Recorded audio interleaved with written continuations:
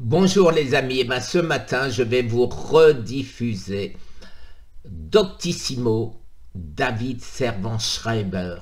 Il avait tout compris et il est mort le jour où il a arrêté de suivre ses propres conseils.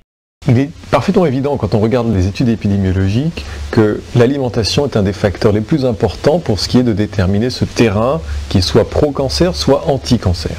Par exemple, on sait que dans des pays où l'alimentation est relativement différente de la nôtre, comme des pays de l'Afrique du Nord, ou en Asie, en Thaïlande, en Chine, au Japon, il y a des endroits entiers où certains cancers qui sont très fréquents en Occident, comme le cancer de la prostate ou le cancer du sein, n'existent pas.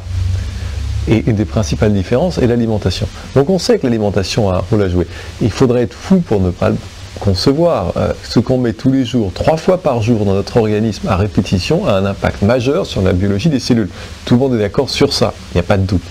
Pour ce qui est des ingrédients qui favorisent le développement, il y a une chose qui est assez claire, c'est que le cancer s'est accéléré considérablement depuis la Deuxième Guerre mondiale. Et il y a des choses qui ont changé depuis la Deuxième Guerre mondiale dans l'alimentation occidentale. Et on est très clair. Le premier, c'est l'augmentation de la consommation de sucre. Mais il y a maintenant du sucre dans presque tout, parce qu'il y a du sucre dans ce qu'on boit. Avant la Deuxième Guerre mondiale, il n'y a pas de sucre dans l'eau. Aujourd'hui, la principale source de liquide pour un être humain occidental, ce sont des boissons sucrées.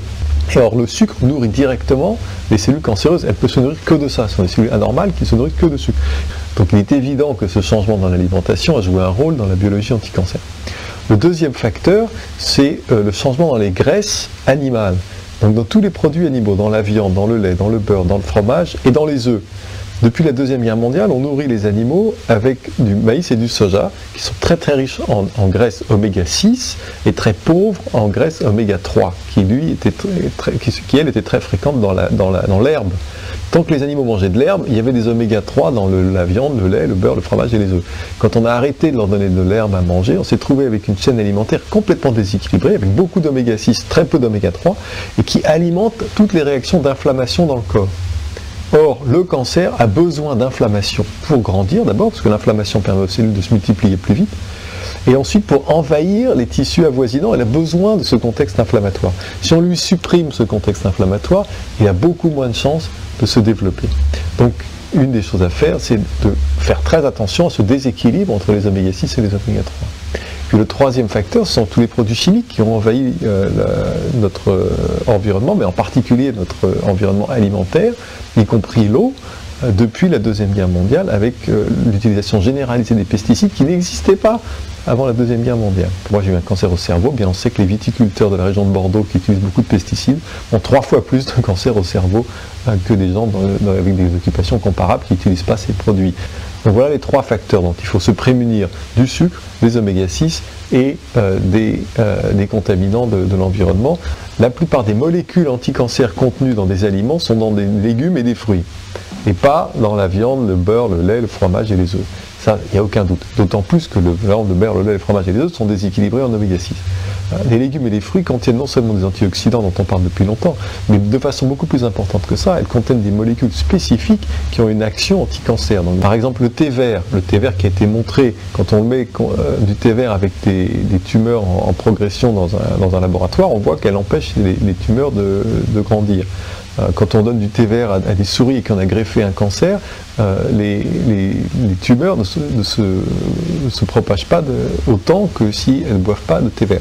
Et quand on regarde des populations qui boivent du thé vert, elles ont moins de cancer que nous. Donc il y a quelque chose dans le thé vert dont on sait biologiquement qu'il est actif contre le cancer, qui est probablement très utile chez les humains. On n'a pas les études de grande envergure en double aveugle expérimentales qui l'ont démontré chez l'homme. Et on ne les aura jamais puisque personne ne va payer pour faire ça, c'est pas brevetable le thé vert. Et en attendant, moi il m'a semblé que c'était parfaitement légitime de commencer de me l'appliquer à moi-même et de le recommander aux gens qui veulent s'en servir, parce qu'il n'y a certainement aucun danger à boire du thé vert plutôt qu'autre chose. Autre exemple d'aliments qui sont spécifiquement anti-cancer, l'anti-inflammatoire le plus puissant que l'on connaisse, qui soit naturel, sans aucun effet secondaire, qui ne fera pas de trou dans l'estomac, est le curcuma. Le curcuma, c'est la poudre jaune qui est la base du curry qu'on mange tous les jours en Inde.